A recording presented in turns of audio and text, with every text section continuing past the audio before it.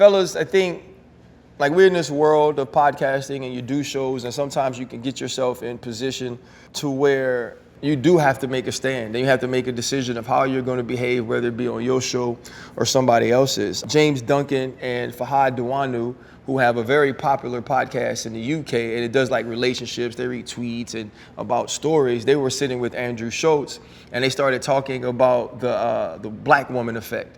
And they were mostly talking about it like in the Travis Kelce case, right? The fade, the beard, stuff like that.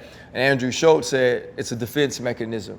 And he said, you know, because you might get beat. And he also said that some of what they did was in protection because they were always complaining. And the other two, the two black men just sat and laughed. I think they've taken a lot of backlash for that. Obviously, Andrew Schulz had taken backlash for it. What are your thoughts on being in that sort of situation and how to handle it? I would first say, you know, I've dabbled in the comedic side of things, and you pushed your envelope with that. But with that, I don't know how y'all feel. I've never heard of the black woman effect, because that's all I've dated. So I don't know if there's a white woman effect, Indian woman effect, Asian woman effect, but to speak on black woman like that, that's all I was raised around. That's all I've ever dated. That's all I know. That's all my, you know, all I've been married to. Obviously, only been married once. But there are certain things you can't do. And so with Schulz, it doesn't have to be combative and fighting and getting up acting crazy. But I think those dudes should have pushed back. I think maybe their culture, the European black dude culture, might be different than ours. But when I did see it, it upset me. Because the whole thing about, argumentative black women and all this stuff, I think it's a stigma that people put on black women, put on my black sisters, put on my wife, put on my black family members that I don't like. Right. I like a strong woman.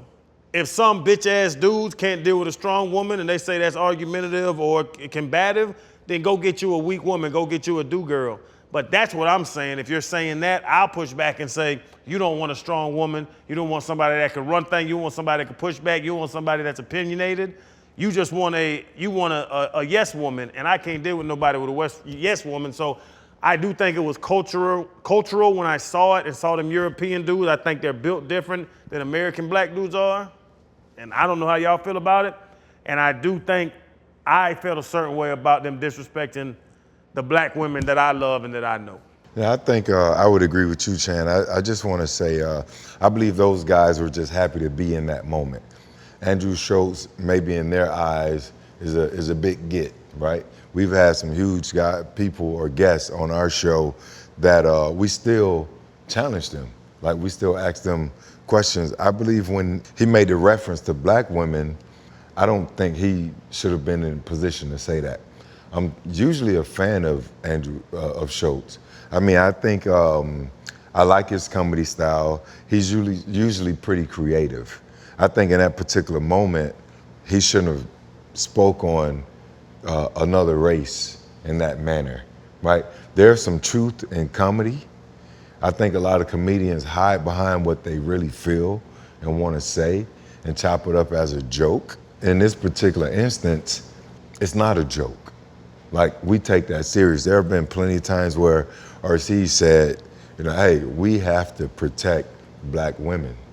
You know, I want to protect all women, but certainly because I was raised by a black woman and I know their plight, you know, I know that they're a devil minority for a reason.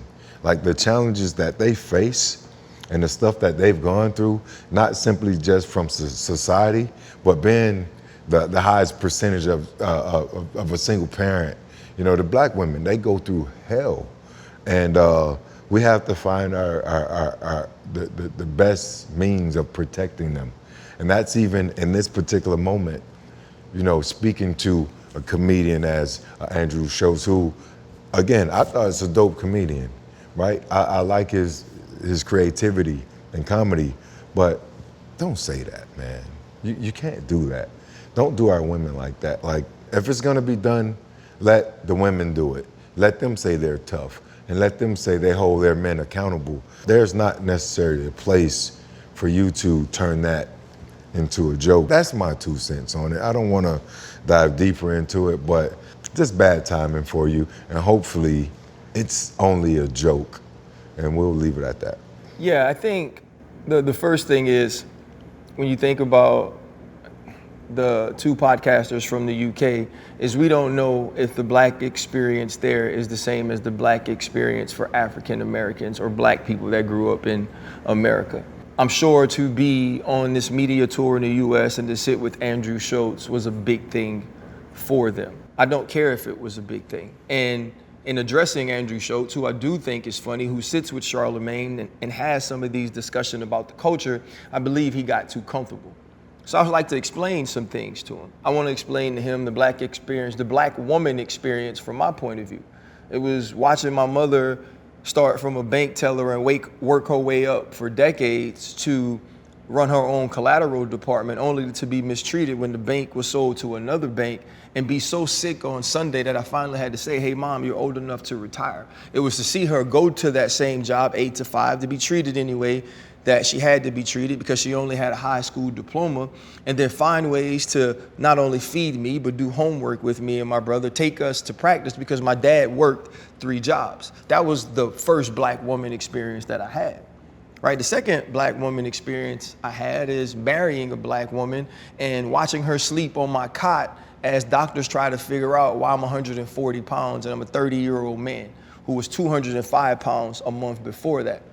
Her telling me months after that she would just go in the bathroom and cry every night in the hospital because she didn't want me to worry about her because I was so sick. Right? For her to hold my family together so I could be in the household with my children when I was doing things and I wasn't shit. That's the black woman experience. The black woman experience is black women caring so much about the nuclear black family, black women taking care of young black men to teach them how to be leaders, to teach them how to be strong, to teach them how to care about their God, about their family, and it's about their communities. And to raise their young black women to be independent enough to take care of themselves, but to understand how to support a family, how to support a man, while also understanding how to get it on your own. That's the black woman experience that I know. The reason that black women are tough is because when you're mistreated in the way that black women are, if you're not tough, you just die off, you don't survive. That's the black woman experience. And the other piece of it is too, is something that I've learned, and I learned it from black women, is people feel so comfortable disrespecting them because we don't respect them publicly, right? White people for so long have used the excuse, why can't I say the N-word when you say that to yourselves or call yourself that or use that in your music, which is bullshit, right? Or white people have said, if you're using the B word, or they say, if you're using the B word, why can't I call them that? That's bullshit as well, right? That's excuses to be certain things and be disrespectful when you shouldn't be. So when you're sitting across from Andrew Schulz and he's talking about an experience that he can't understand because his wife is not black, you don't have the right to talk about that. You don't have the right to speak on something that you don't know, right? And to make a joke about what the experience is one thing if you're talking about haircuts and you're talking about clothing and you're talking about beards, or you're comparing what our friend Travis Kelce looked like when he was with Kayla Nicole to what he looks like now that he's with Taylor Swift, right? That is part of it. You start to assimilate to the people around you. What you're not going to do, though, is be disrespectful and say you have to develop a defense mechanism because of alleged violence. Black women aren't violent. Black women don't just walk around to beat people or to be angry or to be treated a certain way. No, black women, to me, were the entire front line of the Alton Sterling protests when he died, when he was killed by cops in Louisiana. Black women are on the front lines of everything that's about us. Black women understood that they had to take a back seat because as we were fighting for rights in our country, that we as men were going to be able to get through the door before they were. So they decided to push us forward and give us ideas and give us help and give us support and be our biggest cheerleaders because they knew we'll have an opportunity to get in the door first. The problem is, so many times now we're getting in those doors and we aren't reaching back and bringing them through that same door with us. And this is just another example of that.